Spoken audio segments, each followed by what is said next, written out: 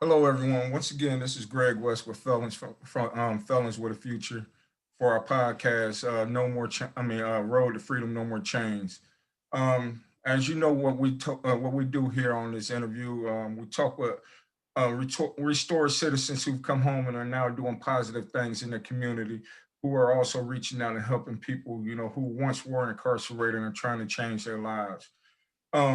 Today, man, it's I get excited about all of them, but today I'm really excited. I really The guy that I had the pleasure of interviewing today was my drug and alcohol counselor when I was incarcerated. For any of y'all who know my story, I always make the joke. I don't know how I was doing outpatient treatment in prison, but that's what it was called. And he was my drug and alcohol counselor, and he really put an imprint in my life that helped me get to the point where I wanted to, really change because I heard his story and I seen where he was at, and it gave me hope.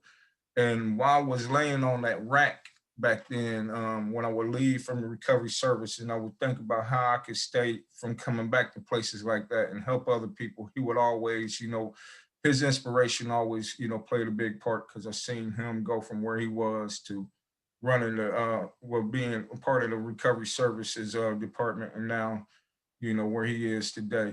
So a little history that I have about him. This is Lamont Sapp. He's like I said, my drug and alcohol counselor. He's a motivational speaker, founder of the Resurrection Project, regional director of from the Ohio Department of Corrections Recovery Service. So no more from me. Let's turn it over to Lamont so you can tell us a little bit about yourself, a little brief background. All right, all right. Well, good morning, Greg. I'm really happy to be on here with you this morning. I'm really happy about all the work that you're doing. We've been friends on social media for a while, and I've been following you. After you got out and started making yourself visible, I see you doing a lot of great things in the recovery community. I hope you don't mind me saying that. No problem. And I see you doing a lot of great things in terms of your own aspirations to continue to build and continue to reach back and help people. And I'm really, really proud of that. Whatever I said or whatever I done, back then, I don't even remember. But I think it's the power of the collective group, and it's the power of myself pouring out into you and into the group what was poured into me. And I think that's how we continue to be blessed. We give away what was freely given up to us. So that's all I've ever tried to do in my career. And yeah, you said it. I'm blessed, and I have a good career path.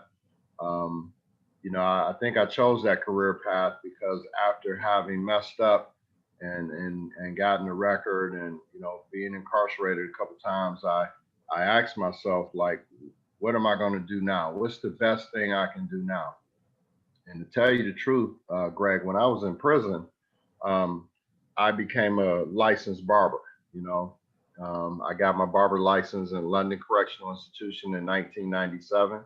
I was very proud of that. It was my institutional hustle as well. So that allowed me to be in a position where I didn't have to say, "Mom," or "Somebody, please send me some money," because if you're a good barber in prison, people take care of you.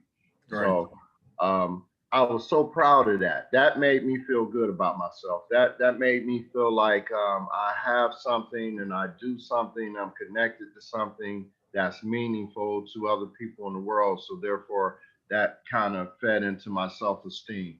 And I didn't see myself doing anything other than that. Okay, anything. I was on the trajectory where I seen myself having my own barbershop one day. And Greg, I got to tell you, um, if things, let me just put it like this: things didn't happen the way I planned them. When I Right. got out of prison, I think the most important thing I probably need to say today is that when I got out of prison, like, I've been in prison twice. 92, 93, Lancaster, um, 98 through I'm sorry, 99 through, um, what year did I get out? I got out in 99. I'm a little mixed up on my years. 94 through 99. Okay, I got out the halfway house in 99. And I'll tell you, while I was in prison, after all that I seen, after all that I went through, after all the years of not being around my family for Christmas and my birthday and all the holidays and not seeing my children and their mother getting married while I was incarcerated. I mean, after all that, I thought to myself, surely I'll never turn back to the lifestyle that led me to that demise. Okay. So I know that for myself and for many others that sit in a place like that, it's like I'll never do it again. That's the thought. And that was me. And so I thought I was good to go on this trajectory of being a barber and having my own barber shop. But what happened was is when I got out of prison, I fell. I fell back into the lifestyle. I wasn't really in the lifestyle, but I fell back into using. Okay. Because I wasn't living the lifestyle, but I wasn't engaged in those things that I needed to be engaged in to keep me on track. Okay. Right. And so then, we have that saying in recovery: one is too many, 1,000 is never enough. So getting out of prison, I wish I could tell you that I rode away on a tall white horse into the sunset of recovery, but I didn't. When I got out of prison, because I had a mindset of I'm only going to meetings and stuff like that because my PO is letting me. Because see, I was under the old law. I was serving the 8 to 15 under the old law, and after about 4 years, 4.5 years, my judge let me out under what they call super shock probation. Okay, and so um, I get out. I'm on probation. Again, I'm going to meetings only because my PO says I need to go. As for me, I know I don't want to go through what I used to go through. So there I was, not fully engaged in recovery. I had a sponsor, and I would say to my sponsor, "Hey, how you doing? You all right?" He said, "Yeah, you all right? Yeah, I'm all right. All right." And that was the relationship. I mean, we went to a few meetings, but I wasn't engaged in recovery. So I had my ups and downs coming out of prison. And it wasn't until after my last time of going to jail and all that, and then going into the Salvation Army, a 6-month program, it wasn't until then that I had the vital spiritual awakenings that I needed to have. And then my life, I never looked back.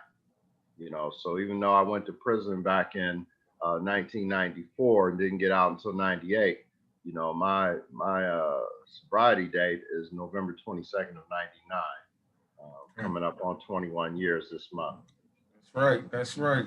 You know, like I remember, like my story is similar to yours. When I came home in 2010, I didn't just jump straight into getting my life, putting my thing back together because I was still holding on to, the thought that I could still, as long as I didn't use nothing, as long as, what I'm saying, I stayed, from putting anything in me, I could go back to the lifestyle. And, one of my biggest downfalls that I had was while I was running around teaching all those classes for you guys in the recovery services. I was holding on to that reservation. I didn't ever tell nobody at the time, except for the guy Marvin who was taking me through the steps in the penitentiary, that before I got locked up, I put some dope up. I knew I was coming home to get back into the lifestyle. So like one of the questions I always like to ask is, how did you feel coming home and realizing that you really had, after bumping your head a couple times from like what you just told me and like what I had to go through, how the feelings of that you had to go through of realizing you really couldn't mess with your old buddies and stuff like that. Hmm. Yeah. Well, I'll tell you, even when I came home and I had my difficulties, I didn't go back to the old buddies because I'll tell you where I was at by the time I went to prison.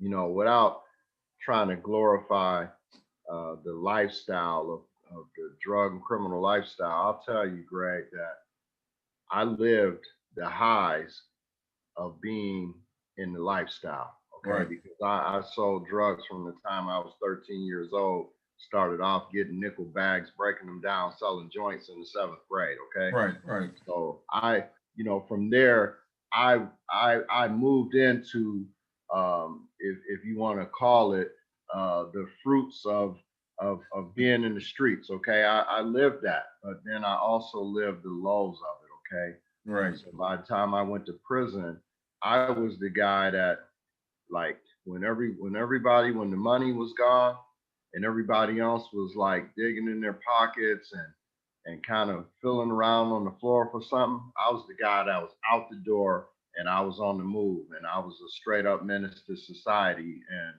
and you just didn't want to be, you didn't want to see me, you didn't want to be dealing with me. So I really didn't have friends. I really didn't have, I didn't have that. Anybody that I was associated with before I went to prison, they were not, nothing against them, but those connections were not worthy of me. They were not worthy of revisiting. Right. I remember one time we were when I was going through the CBT class that you facilitated before I start, before you entrusted me to start facilitating it myself in there. Sure. We were listing out some of the assets and things like that because I still had big layer of denial on me. It took me back to relapsing. You know what I'm saying, to start breaking down that denial. And I was listing some of the stuff that I had, and I don't know if you remember this or not, but I remember that he said, "Well, unless you start working on thinking effort, all that ain't gonna do nothing but become cop money." You know what I'm saying? And I mean, for real, Sap, when I went back to the lifestyle, and I would be in the spot sometimes, and that would resonate with me, man. We never know Mhm. what a person would say that's going, touch them. But I remember going through a lot of that time, man, when I was struggling from when I went back to the lifestyle. I got home March 2010 and started back doing what I was doing by April. And Mhm. I mean, and I remember just some of the things that we talked about. And like one thing that really stood out for me was that, I will always remember that you were working. I think at that time you were working on your master's degree when I was there. Because I remember I think you had your bachelor's. And I remember you having, I think you were working on your master's when I was in there. I don't know, but I know you were still in school. So, Okay. describe some of the processes that you had to go through pursuing your career and your education. That we have to break down those mindsets that we can't do this, and we have to Okay. you as an Yeah, that's example that we that's can. that's a good question. Let me just take you very briefly back to high school when I was smoking weed and drinking every day. When the football coach and the basketball coach kind of gave up on me by the time I was in the 10th grade, because before that, I was a guy that played sports every day. Even when it wasn't in season, me and my dudes played in the streets. We went over to other neighborhoods and played football against other neighborhoods and all that. And then I transitioned into being the guy that when I got my first car at about 16 or 17, I'm no longer on the court. I'm no longer able to do what I need to do in school. I'm no longer able to play official sports and stuff like that because everybody knows I'm in the streets. And so I tell you, I don't know how I graduated high school, Greg. I graduated on time in 1983. I was 17 or 18 years old. And I tell you, man, I just barely passed classes because I ain't never been one to take no books home. I ain't never been one to study or nothing. I would just be like, okay, it is what it is. Let me go in here in the science class and take this test. So fast forward into wanting to do something else in my career. Again, being in barber school, that motivated me. That made me feel like I was somebody in life. And then after I graduated from barber school, I went into college while I was still in prison. See, my process, even though I fell down after I got out of prison, my process of rebuilding a new life started while I was still in prison. So I went to school for business administration for a little over a year. And I just happened to get out of prison early. So that's what stopped that process. Now, to tell you the truth, I never knew that I had the ability to study and learn and achieve and write papers and do all that. I never knew I had that ability. I never applied myself before then. See, there, you know how we say sometime in recovery and the promises of AA, we say you'll be amazed before you're halfway through. And so I was amazed because I never knew I had that ability. And so when being a barber, it was working out well because I was a good barber even in the community. But when I fell down and I started using again, I found myself going to treatment, going to jail, all this other stuff I had to go through. When I came out of that, somebody asked me to come and work with them with teenage kids. And I never, mind you, in prison, I never said, I want to come back and work in the prison. I want to be an important person in the prison. I never said that. I had no thoughts about the prison. When I leave the prison, I don't ever want to see the prison again. Right. I also never said I wanted to become a counselor. Okay. I was not in prison thinking I want to be a counselor. I want to teach other people how to get their lives together. That was not a thought. So after having relapsed and went to jail and did all that stuff after getting out of prison, there was a friend of mine that I was in treatment with. And he says to me, he says, hey man, why don't you come over here and work with me with these teenage kids? And the funny thing about that is the treatment center that I was in with him, they also had the treatment center with the teenage kids.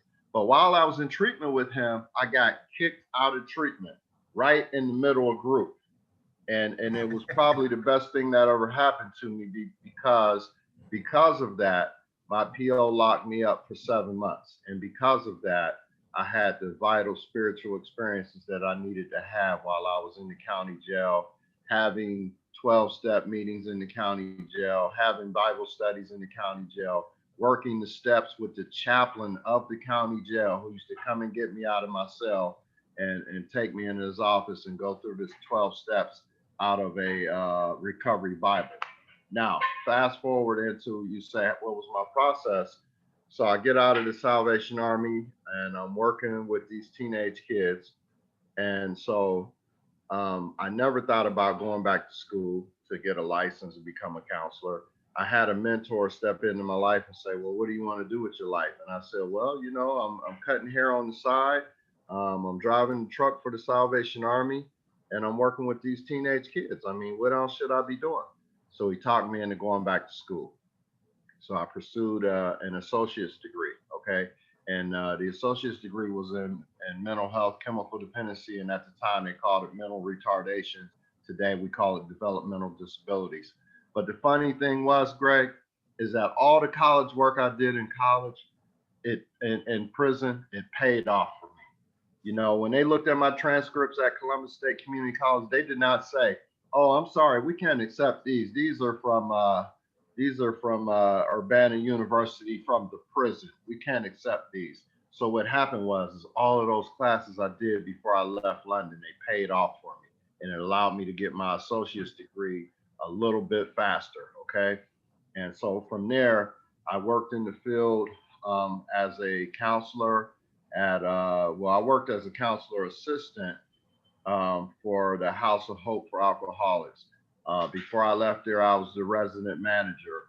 I left there and became an outpatient counselor for a couple years. And as an outpatient counselor, I worked with people I had people that came through that treatment center that were people I ran the streets with, people I was in jail with, and all that. Every time I turned around, I had to say to my clinical supervisor, hey, Pookie or Ray Ray, uh, they can't be on my caseload because you know we yeah we chopped it up together back in the day. But then one day I had a client that said to my supervisor, you know what? I am so inspired by seeing what Mr. Sapp did with his life that I think for me to be in his group and on his caseload is going to hold me to what I need to do with my life, you know?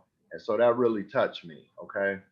But fast forward from there, I got a job with the state of Ohio working in the therapeutic community at Pickaway Correctional Institution. I worked in the TC for about 19 months. And then I took a promotion and moved over from the same prison, working in the therapeutic community, and I switched to the treatment modality that's focused on the disease model of addiction under the heading of recovery services. And so I took that job, and after I started doing that, that's where I met you as I worked there as an Yeah. outpatient counselor. Like you said, how is this outpatient counseling when I'm still up here in this prison? Right. Um, so during that time, I went back to school to pursue my bachelor's degree. Me and a cohort of people, we went to Wilberforce University.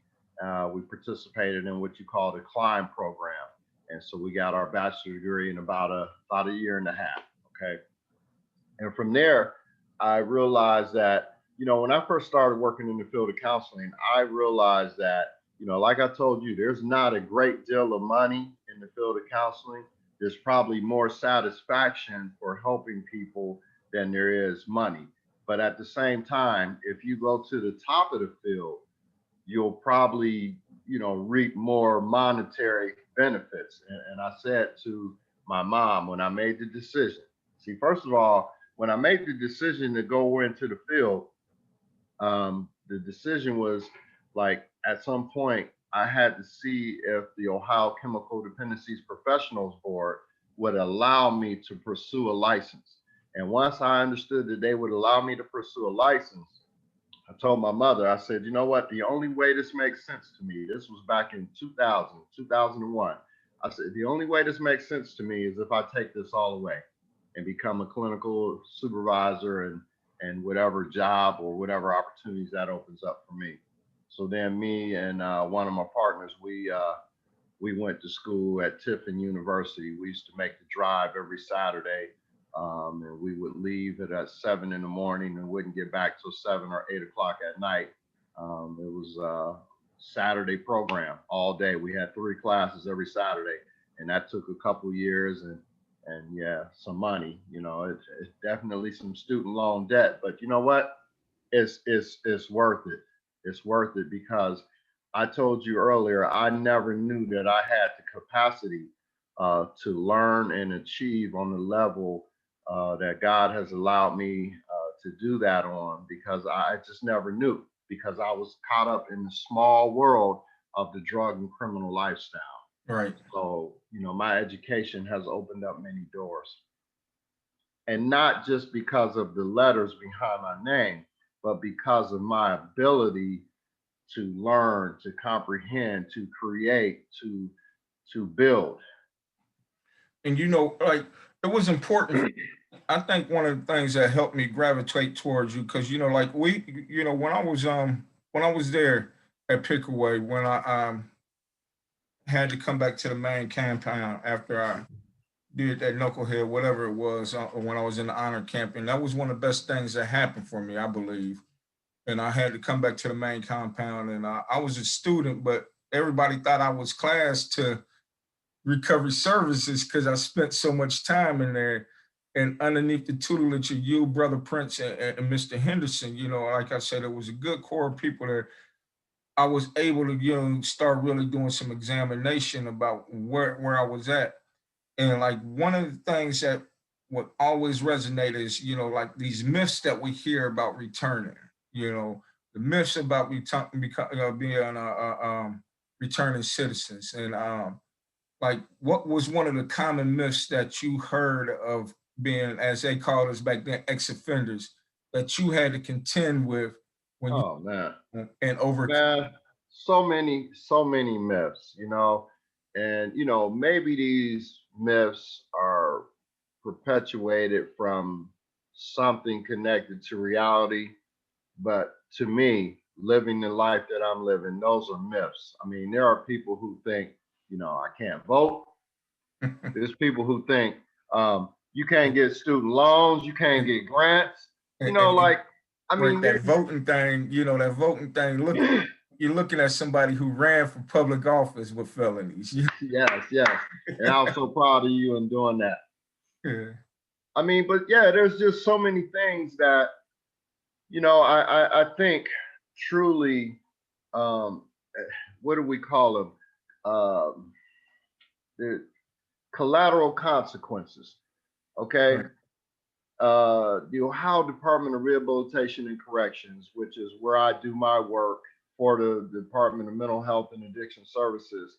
I'm proud that the Department of Rehabilitation and Corrections has realized that there are a lot of collateral consequences that are placed upon someone with a record. And, you know, within the last few years, they've moved to work with different state agencies and other entities to help try to remove some of these collateral consequences. And what collateral consequences means is just by nature that you have a record, there would be a lot of things that you would be restricted on, or you know, a lot of hoops that you would have to jump through. And they realized that those things were prohibiting people from being successful. And so I'm so proud of them for working to try to remove some of those things.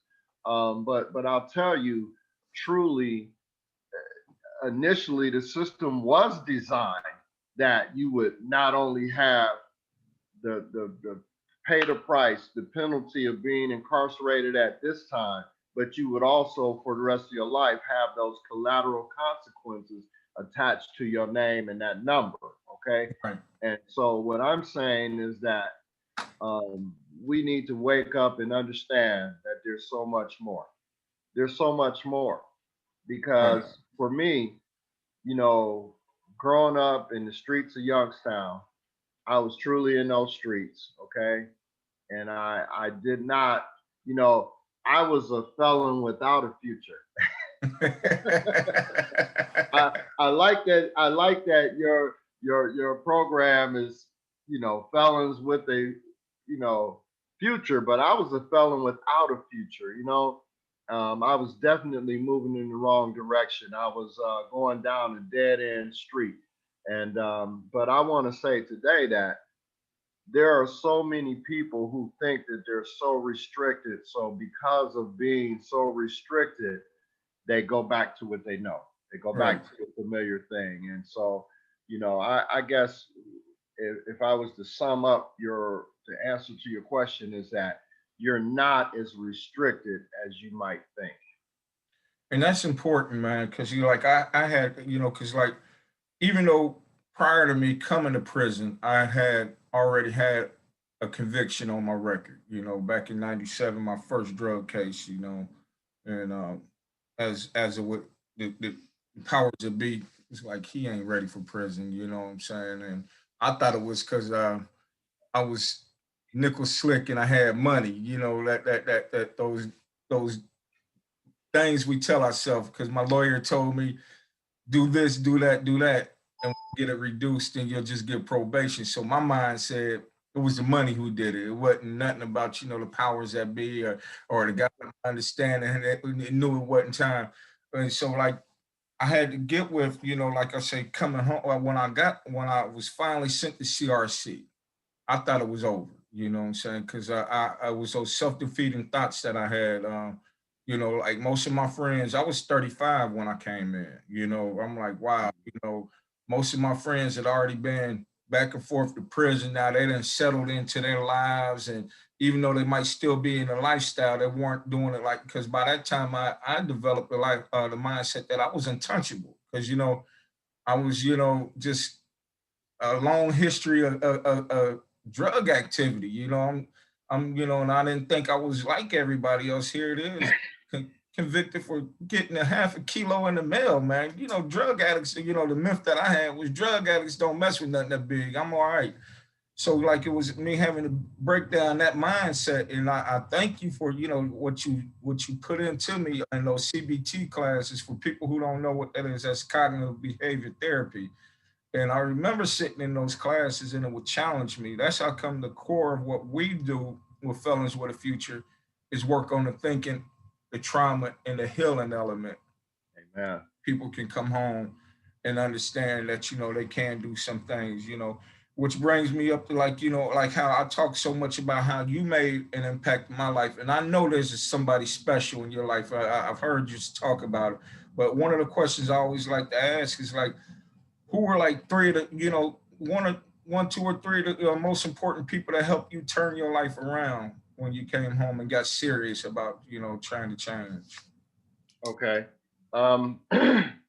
I can say I'm gonna first of all say my sponsor that I had for many years, that I picked. I started working with him when I was still in the Salvation Army, and this is a man that truly put me on a spiritual path. This is a man that truly showed me the importance of walking upright, the importance of respecting people, the importance of how you carry yourself. Okay. So he was a truly godly man, and he really, he took me in like a family member. He was like another father to me. Okay. So he had a major impact on my life. And again, notice that I said he was my sponsor. So that's a key element for those of us that choose to engage in the process of recovery. Okay. Right. Um, Another person is, believe it or not, Greg, and I know you believe it because you witnessed it. I Okay. brought him into the prison to speak at graduations and things like that. But a judge, the Yeah. judge just sentenced me to 8 to 15 years. And Yeah. you better believe that when he sentenced me to 8 to 15 years, he meant it. Okay. Not only did he mean it, he felt it because he was probably like disgusted with me and what I had done. And so when he sentenced me 8 to 15 years, I never said to myself, I never looked at him and said, you know what? That man, he and we're going to be friends one day. I never said that. I said to myself, I said, the jury sold me out because there wasn't nobody on the jury that looked like me. I said, my court appointed attorney sold me out. I think I had my baby's mama tied up in there somehow. Somehow she took some kind of responsibility, you know, um, and it was everybody but me. But this person, okay, later on in life, while I was incarcerated, after I couldn't file for early release until I had 4.5 years in. And so, because I was serving time on multiple cases, and so when I sent in for my early release, I think I paid somebody 3 packs of cigarettes to do my paperwork. Okay, that was the economy back then. Yeah. In Yeah. Yeah. 1998, 3 packs of squares was big time, right? And so I paid the guy to do my paperwork. And in my paperwork, in my packet sent to the court was my barber license, my transcripts from college, and all the other programs that I had participated in. And so this judge, later on in life when me and him would become friends and we would do speaking engagements together, he would jokingly say, there's a couple things that happened in court. He would he would look out into the courtroom the morning he had me sitting in back of the chambers waiting to come out, and he would say, "Well, who the hell do we have back there today? There's a whole lot of people in the courtroom, and there's a lot of media in the courtroom." And so he forgot that he and the prosecutor agreed to bring me back, for an early release hearing, right? Well, not so much the prosecutor because she was kind of against it, but him and his staff thought that my case looked good. Okay. So he said, all right, well, put him in the afternoon because I want to clear some of these cases out of my courtroom. So he brings me out, and now he's remembering that I'm the guy that he told to the victims. He said, this guy will serve every bit of that 8 to 15 years. And it was close to Christmas time when he sentenced me, and he told them, this is your Christmas present from me to you. And so he really, really meant that. But this judge, being a judge, he's deceased. He died a little over a year ago. Right. But him being a judge that believed in second chances, because he himself, and I'm sure he doesn't mind me saying this, he himself has had his own challenges and his own second chances. And he's also a godly man. And so this judge, in spite of what he said in that day in that courtroom, when he brought me back in front of him, this judge granted me an early release. And he said right there in the courtroom, he said, this man has turned his life around and I'm going to let him go. You know, and Greg, I didn't know that the media was in the courtroom at that time. And they showed that on the news later on that night. And I was in my jail cell with, the guys I'm in there with. And they told me, they said, bro, look, you about to be on TV. Can you believe it? And so after the commercial, they went back to the courtroom scene. And when he said that, everybody in my jail cell, I think the slow clap wasn't even, I think that was like the very first slow clap that I ever seen, right? It was unbelievable. And so later on, again, I wish I could say that from the moment he said that, I rode out of the courthouse on a tall white horse into the sunset of recovery, but I had my challenges, okay?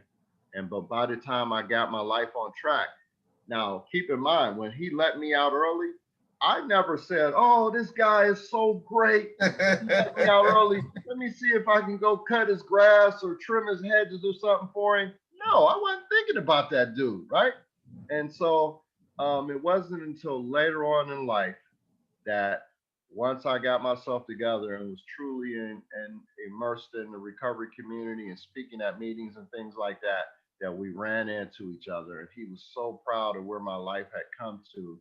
And then later on, when I started working in the prisons, that's when I started bringing him in to speak to other people in the prisons. And, this was a man with a lot of humility. I went to, we spoke together at meetings, but there was a meeting that was close to him because he was one of the judges that operated the community based correctional facility in Columbus. Right. And so I went in there with him to a AA meeting.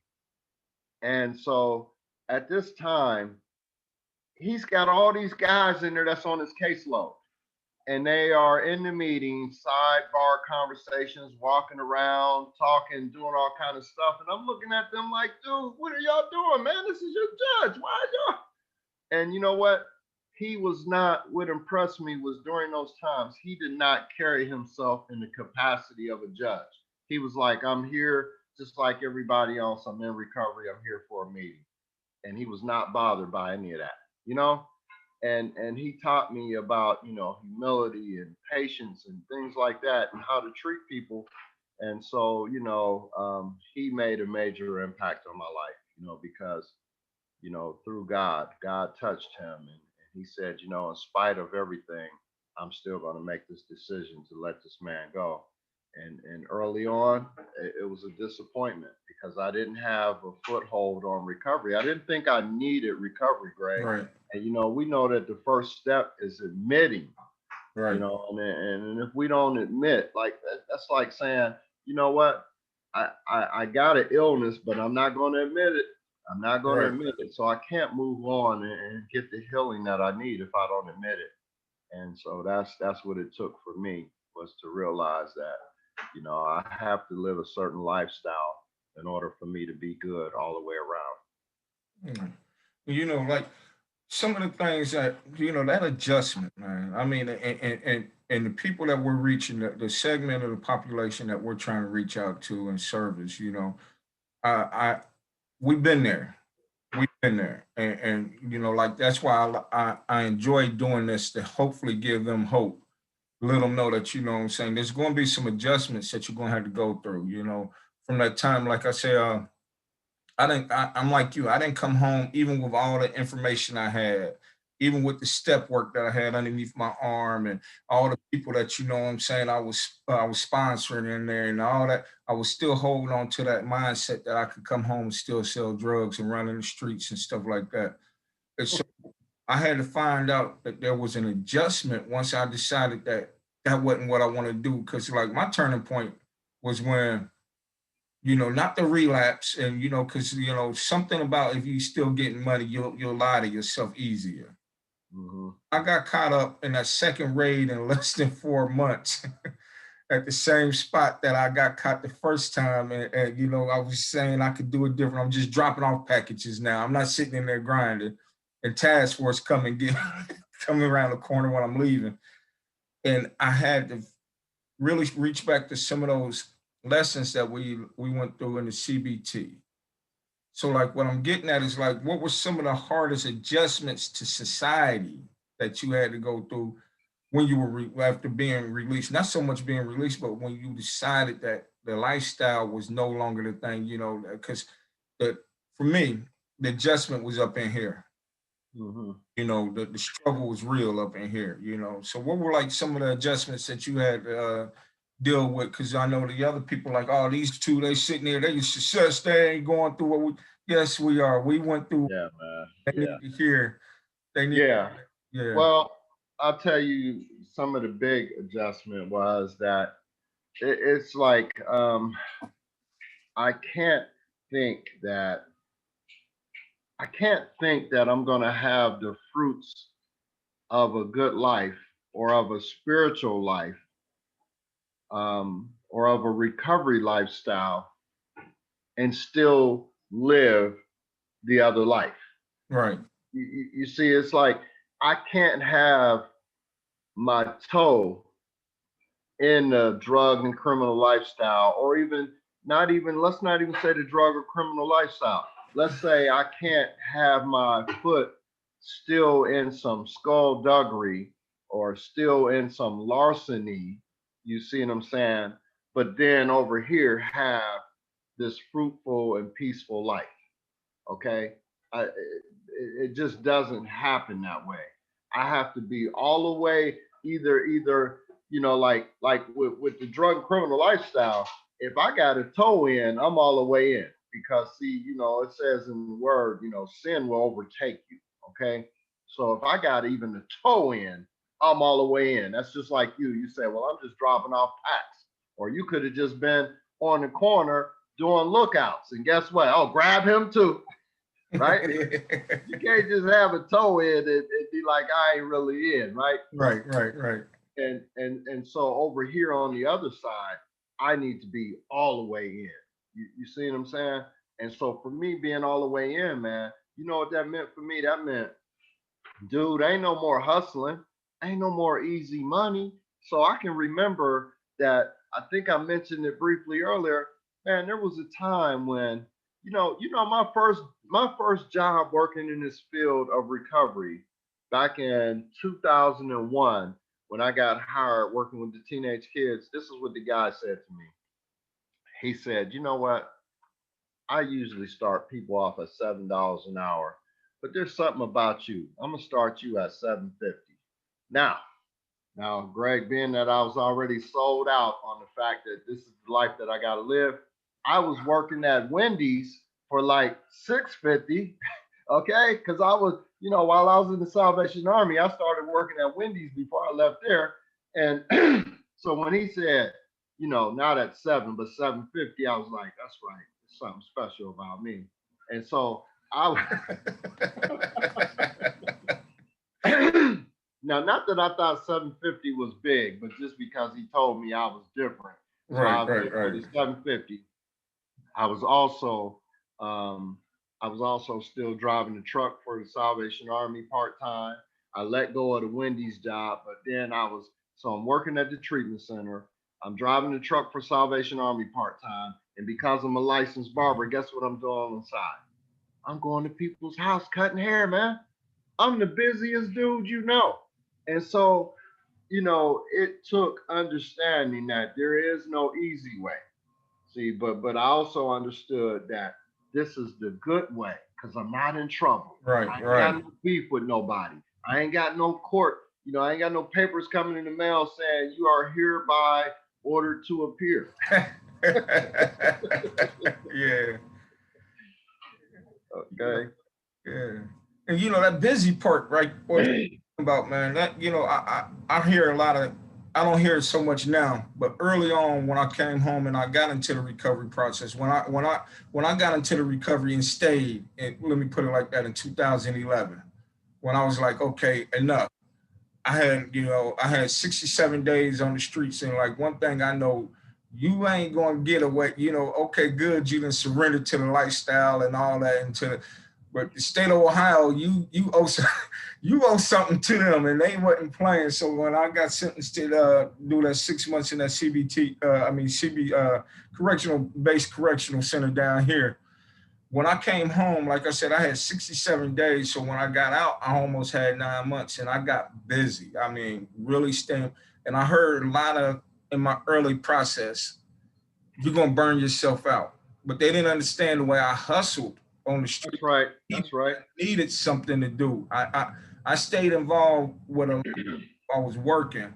I was doing my meetings. I was trying to, anything that was positive. And I come to find out that was one of the biggest things that I had to do to adjust, man. So when you were talking about being busy, it's important for us to help them, returning citizens to realize that if you got too much time on your hands, you might mess around and be back hanging out with Ray Ray and Pookie, So, Yeah, I stay yeah. real busy, and like a couple more questions before we wrap up. Like, what do you wish you had known when you first came home that you know now? You know what I'm saying? When I first came home, well, again, I think if I would have known that just having done the time and had the consequences, I wish I would have knew that that wasn't enough Right, to motivate me, because we say in recovery we have a quick forgetter, you know, and it's like you know how many times I done seen people that did more time than me, I mean, I might have did by the time I left the halfway house, I might have did 5 years, but I know people that has done a lot more time than that, and they have forgotten that the stove is hot.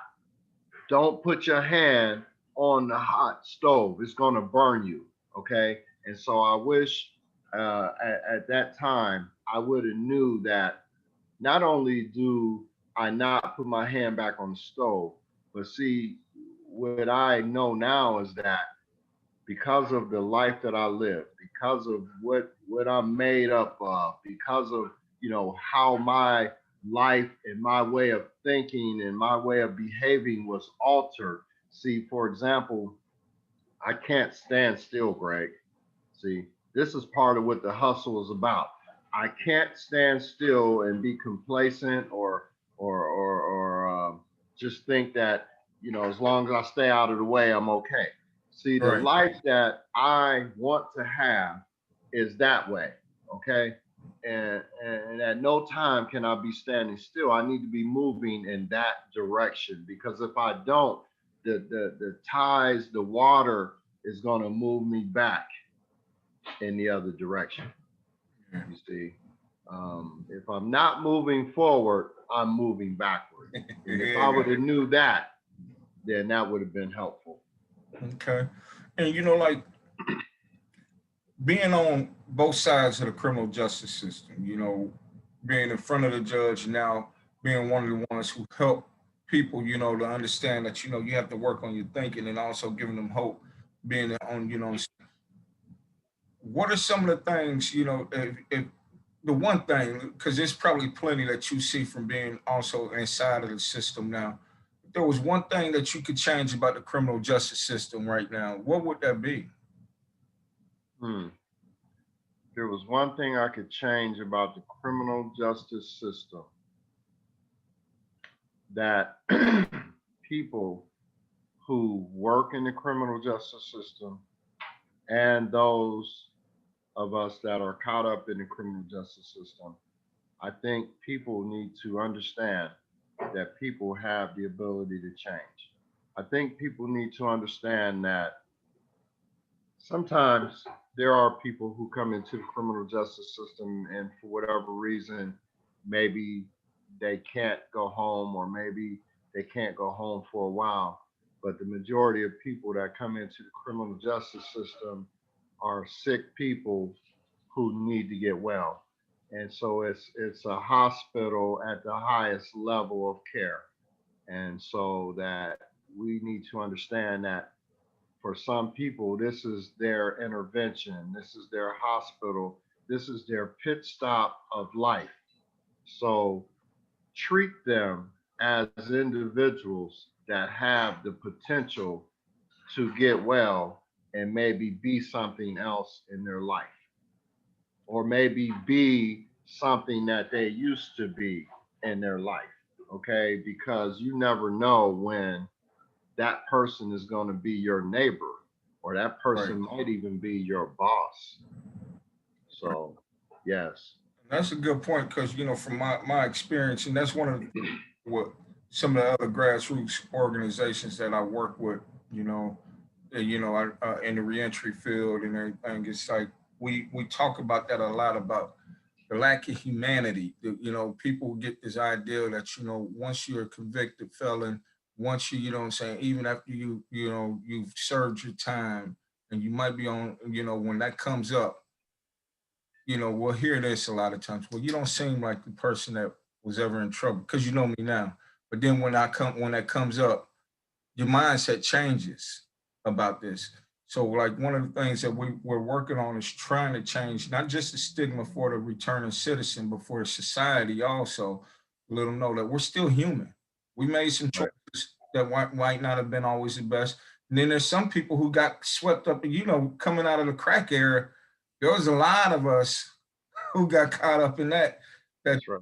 if they had the humanity like they have now with this epidemic, a lot of us would never had felonies and everything. We would have got the treatment. So that's That's right. big things that we're trying to really work on as far as criminal justice reform is reminding people that we are still human. You know, we made some decisions, we made some mistakes. Some of us, or whether society wants to believe it or not, there are some innocent people in jail. You know what I'm saying? Yes. Yeah, Yes. I ain't saying all of us, because I know I committed every crime I did, but we have to get that mindset to understanding that we still are human beings, and yeah, and like you said, there is a possibility of change for anybody. That's right. Um, That's right. I was working with the returning citizens help change your thinking, though. How's working with returning citizens Right. change my thinking? Can you repeat that? Right. Like, because I know you have your recovery houses, and a lot Mhm. of people that you deal with, or some of them are not just alcoholics and addicts, but some of them have had a criminal history. So how is working with these restored and returning citizens help change your thinking? Okay, well, first let me just make one declaration that I don't take anybody that is coming straight out of prison or Right. anybody that's still on supervision because it's a conflict of interest for me. That's But right. yes, I do often have people who have a history of having been incarcerated that come into the transitional house, and some of them are people who have gotten out of prison and again have made some wrong turns, and so they find themselves still in need of some structure, some support, and some things like that. But I happen to know, not just from the transitional house, but from my some of the people, some of my colleagues, and some of the people that I've collaborated with in the community with the nonprofit.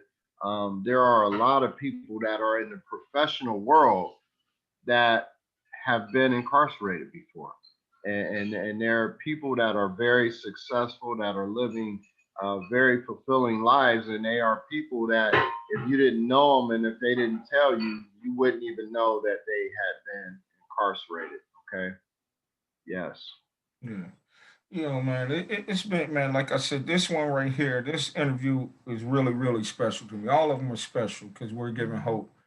But I mean, this one has been real special, and I thank you for taking the time, sitting down with us today. And like the same way you say you've been following me, I still follow you too. All right. All right. Everybody, even though we might not speak a lot, you're still considered to me my mentor. Because Thank you, Greg. I watch I watched you going through what you were going through when I was incarcerated. The dedication to keep on going to school. When I heard pieces of your story about, what I'm saying, changing from that criminal lifestyle into, and that what gave me the hope. So, man, this has really been really, really inspirational for me because it's not often I get to, what I'm saying, sit down with the guy who really inspired me, whether you know it or not, to go, Well, I appreciate that. I yeah, do appreciate that. I appreciate you having me on. And what this reminds me of is and I'm not trying to put myself on a pedestal or call myself your hero, but it just reminds me of when they say sometimes be mindful of when you meet your hero, right? And it's like this person that from afar you've admired and you've been just waiting for the moment to just like meet them in person and all that.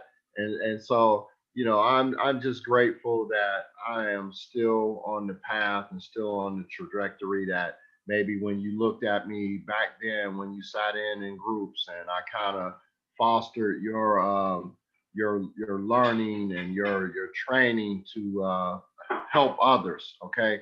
And so maybe you looked at me in a certain way, like, oh, Mr. Sapp or whatever.